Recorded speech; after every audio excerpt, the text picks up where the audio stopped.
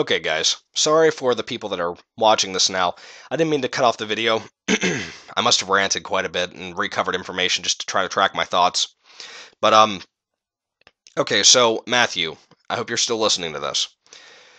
So I did my SOL's thing, like I said, I turned it in, I submitted it. We do it on the computer here. I submitted it and everything, and she told me I could go ahead and go back to my class, my second class of the day. Which this was like 2 hours after the like I said, I had been testing for like an hour and a half. I took like 30 minutes to pray and everything else too in between each question. But so I'm like, okay. I close my eyes and everything. I'm kind of like praying again before I go out of the room. I grab my stuff up. I walk out. Well, I drank my water bottle during that whole little session there while I was taking the test. So I had to go to the bathroom. So I went to the bathroom, and what do I see written on the wall? I kid you not, Matthew. I'm not lying to you. This is not a lie to anyone. I promise you I'm not lying on this. It says, somebody wrote this in pen too. On the wall in huge letters, it says, I love Jesus forever. I kid you not. It says that. That day I went to my teacher, Miss Holcomb's classroom, and asked her at the same time, I was waiting for her to ask her if I could ask for my grade to see what I had gotten on the thing. She wasn't there. Apparently she had left for a meeting or she was late to class or something. She had went somewhere. The next day, I came to class. She told me I passed with a 402. Now, a 400 is passing. I got a 402, right? I'm awful at science, but like I said, to me, that was absolutely God's gift. And then, like I said, after that, I went in the bathroom and saw the whole thing written on the wall of I love Jesus forever. I just don't find that as a coincidence. Not for the fact that I had been enlightened recently on my Christian belief and started having a stronger faith and trying to build up a better relationship with God. I do not believe that that's what caused this. I believe that someone was guided into writing that on the wall, of course, and then I got in there. It's there for me, somebody that's been struggling for a while. I take that test and everything. Like I said, I passed with a 402. 2 points. That's one question that got me through that. I'm pretty sure it's one question that got me to pass, but still, that means I might have gotten a little over 30 questions right. Like I said, most of my test was evolution. I do not know evolution. I don't even think I was really there that much for evolution. I'm pretty sure I missed a lot of those days of school because I just didn't show up. I was sick. I have really bad allergies. And that was like one of the last things we learned in school, in biology class. But like I said, I was just astonished. And I was praying constantly and just everything. And to me, like I said in my prayer, I said, God, I know science is against you. It tends to disbelieve you. It says that you do not exist, that you have never existed, that we come from animals, things like that. And I do not believe this. I believe in you and only you. No, I said all that. I seriously believe that the whole 402 score thing is God's sense of humor. I do not believe that it's me passing in my own free will, me passing in my own knowledge. I passed because he led me. Because, like I said, I sat there and I struggled through the entire test. I've struggled through the entire class the whole year. Like I said, most of that was an entire subject that I was barely there for, which was evolution. I feel like that was God's sense of humor. Everybody says he has a sense of humor, and I've pretty much come to the point that I believe it too. Not just from that experience, but from other experiences that I won't go into, because we have already 4 topics to talk about to explain to you, Matthew, and any other person that's watching this video, Christian or atheist or anything else. Like I said, I just think that's his humor, is to say, okay, yeah, I know it doesn't agree with me, but, you still took up for me. You still believed in me. Oh, this thing almost broke. I'm sorry, like, I thought it was going to freeze up. It did that last night when I was making my Shaq review. But yeah, I think that was God's way of letting me pass because I uphold him, and I take care of, what I think people should think, what people should do. But like I said, he definitely guided me through that test, and I really needed it. And I'm really just so happy that the Lord let me pass. Now, to get on to the next thing, Matthew, about why I don't believe in evolution. Okay, they say we come from fish, which monkeys come from fish, apparently, from that evolution symbol. Okay, for my example, Matthew, this is one thing that no scientist has ever been able to answer. Ever. Not even Darwin himself. And also, note yourself, Darwin was not... He didn't even believe in this theory. This is something that people took out of his work and said that it was right. They took it out of his theory and made it right. Darwin did not come up with the theory of Darwinism. Science itself developed that idea of saying, okay, humans came from monkeys, monkeys came from fish, all of that. That is a man-made thing. You may say, yeah, the Bible's a man-made thing too. No, I don't think a man could honestly come up with all the things that are in the Bible. I really don't. I don't think anyone has the imagination to come up with something like that. But to sit there and say that we come from fish and monkeys, which, like I said, Darwin died saying on his deathbed, I do not believe in this, that was not my thing. He believed in God. But anyway, like I said, the fact that people say they're going to sit there and tell me that we're from fish and from monkeys, if that's the excuse, then why do fish and monkeys still exist? You can say anything you want about evolution being correct, wrong, anything. That does not add up. If these people claim that they can predict how old the world is by not even being there, not ever going back in time to tell, they have no proof as to how old the world is. And you can say anything about carbon dating, radioactive dating. It does not matter, people. You cannot go back and say that. You can say, yeah, that there are dinosaurs and stuff. Another thing with that, how do they know how to rearrange the dinosaurs in the way that they are? I mean, literally, how do they think of the way they format those things? How do they get the bones down spot for spot? I don't believe that they have that right either. I don't really even care. I mean, dinosaurs to me are just freaking stupid. But, like I said, Matthew, no atheist can explain that to me. No scientist, anything. No one can explain why fish and monkeys still exist if humans are from fish and monkeys. If monkeys are from fish, they still can't explain why fish still exist. Why toads exist. Apparently toads and serpents and stuff have something to do with the fish thing. You can't answer that. Because, you want to know why? Because it's not true. That is a disproven theory. For the fact that I just disproved it there. That if they exist, then we couldn't exist by the evolution theory. To get on to, what was the other thing I was going to talk about? Oh, recently, with my teacher that I used to have in middle school. Okay, I had a science teacher in middle school. He didn't teach biology or anything. It was really just a mild earth science. We didn't really learn anything from him. His name is Mr. Agee.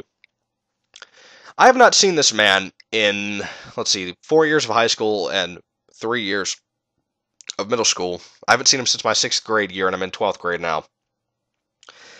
4 years, 4, 5, 6. Yeah, it's been about 6 or 7 years since I've seen him, right?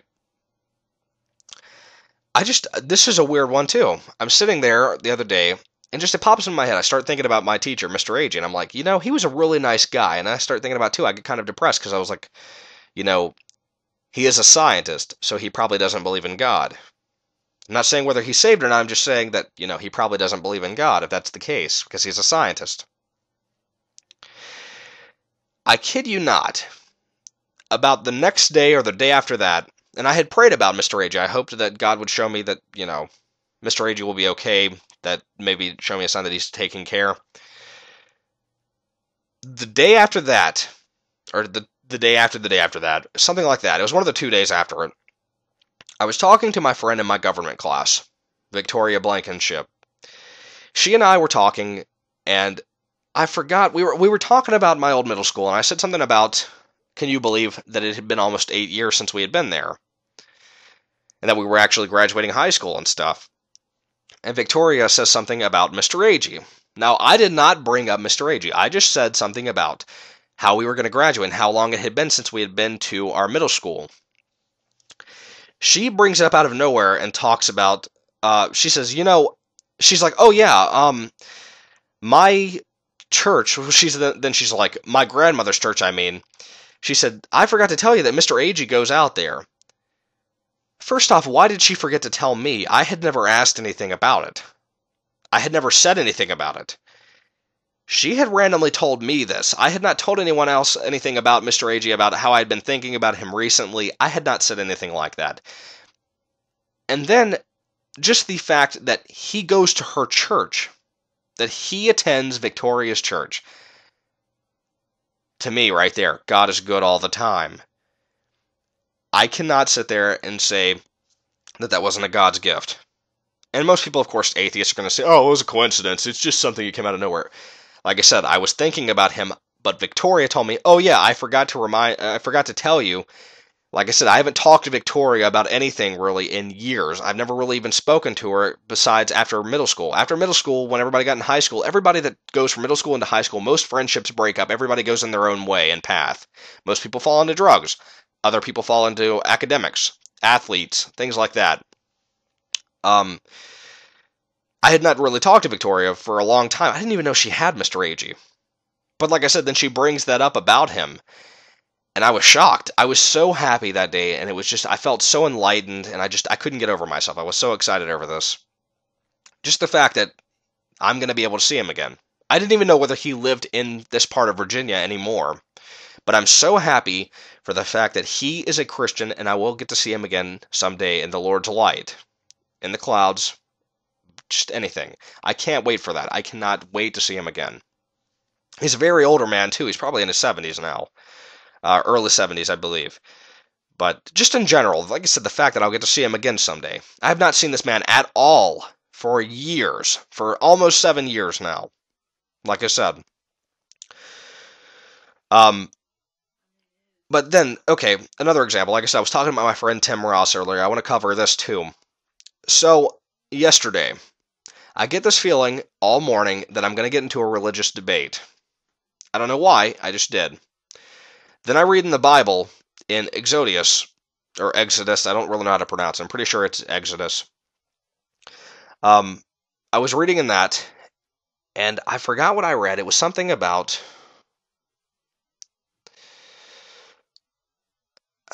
Oh, I forgot what it was.